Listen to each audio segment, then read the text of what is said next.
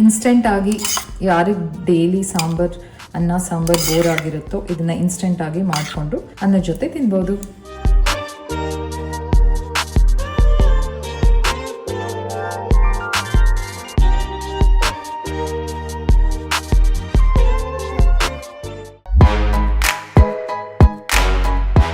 ನೇಪಾಳಿ ಚುಕ್ವಾನಿ ಅಂತ ಹೇಳ್ತಾರೆ, ಬಟ್ ಇದನ್ನು ನಾವು ಸಹ ಮಾಡ್ತೀವಿ. ಮೊದಲಿಗೆ ಇದರಲ್ಲಿ ನಾವು ಕರ್ಡ್ ಹಾಕ್ಕೊಳ್ಳೋಣ.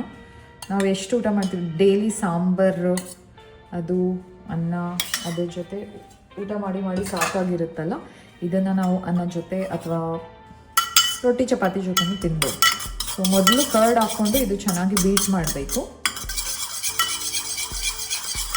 ಕರ್ಡ್ ಲಂಪ್ಸ್ ಇರಬಾರ್ದು.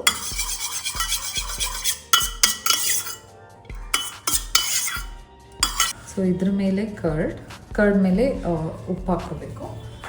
ಕರ್ಡ್ ಆದಮೇಲೆ ಖಾರದ ಪುಡಿ ಸ್ವಲ್ಪನೇ ಹಾಕ್ತಾಯಿದ್ದೀನಿ, ನಂಗೆ ಜಾಸ್ತಿ ಖಾರ ಬೇಡ. ಒಂದು ಸ್ವಲ್ಪ ಡ್ರೈ ಮ್ಯಾಂಗೋ ಪೌಡರ್ ಅಥವಾ ನಾವು ಚಾಟ್ ಮಸಾಲಾನು ಹಾಕ್ಕೋಬೋದು. ಒಂಚೂರು ಹಾಕಿದ್ದೀನಿ. ಇದ್ರ ಮೇಲೆ ಆಲ್ರೆಡಿ ಕಟ್ ಮಾಡಿಕೊಂಡು ಇಟ್ಟಿರೋ ಆನಿಯನ್ಸ್, ಇದ್ರ ಮೇಲೆ ಕೊತ್ತಂಬರಿ. ಚೆನ್ನಾಗಿ ಇದನ್ನು ಮಿಕ್ಸ್ ಮಾಡೋಣ.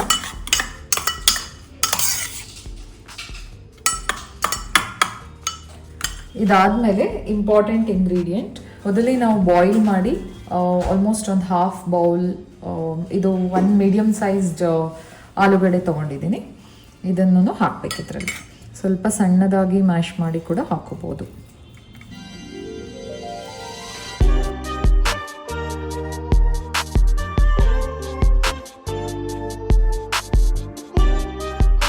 ಲಾಸ್ಟಲ್ಲಿ ಒಂದು ಸ್ವಲ್ಪ ನಾನು ಒಗ್ಗರಣೆ ಕೊಟ್ಟಿದ್ದೀನಿ. ಇದು ಸಾಸಿವೆ, 1-2 ಉದ್ದಿನಬೇಳೆ, ಕೊತ್ತಂಬರಿ. ಎಣ್ಣೆ ಎಲ್ಲ ಜಾಸ್ತಿ ಹಾಕಕ್ಕೆ ಹೋಗ್ಬಾರ್ದು, ಸ್ವಲ್ಪ ಹಾಕಬೇಕು.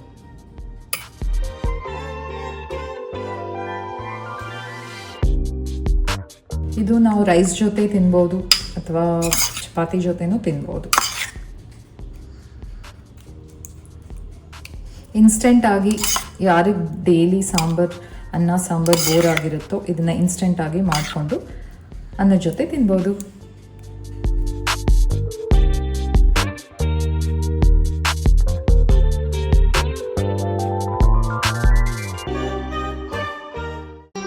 ಮತ್ತೆ ಭೇಟಿಯಾಗೋಣ.